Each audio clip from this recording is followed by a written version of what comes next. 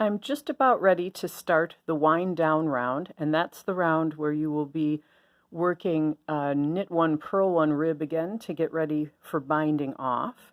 It should be done in the color that you did not use to cast on and do the setup round. I used gray for that, and so I'll be using the orange for the wind down and the bind off.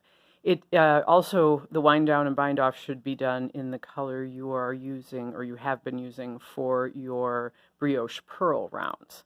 So I will just finish up my last brioche knit round, which is done with the gray yarn. Get up to my beginning of round marker. So everything is just normal as it has been up to this point.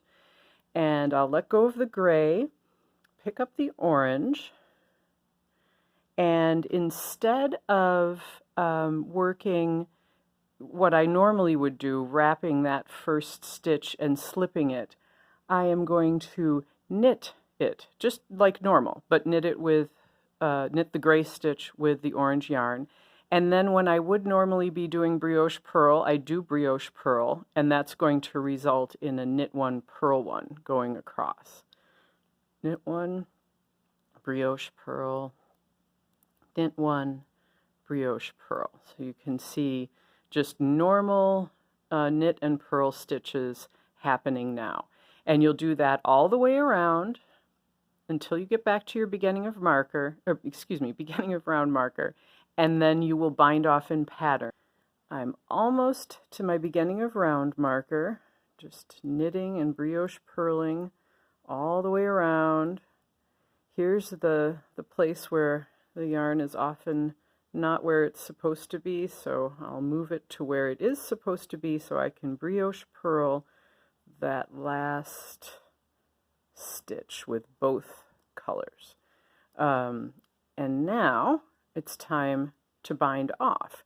And it's best to bind off in pattern because that will give you a nice stretchy bind off. And to do that, you will knit the knits as you come to them and purl the purls as you come to them. But as you're going, you'll be pulling the stitches over to bind them off. So here's what I mean. The first stitch is a knit. The second stitch is a purl. So I'm working those as I come to them as knits and purls.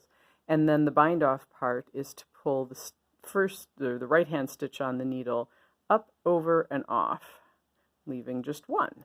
And then you work your next stitch however it presents itself. This is presenting itself as a knit, so I knit it. And then pull one up, over, and off.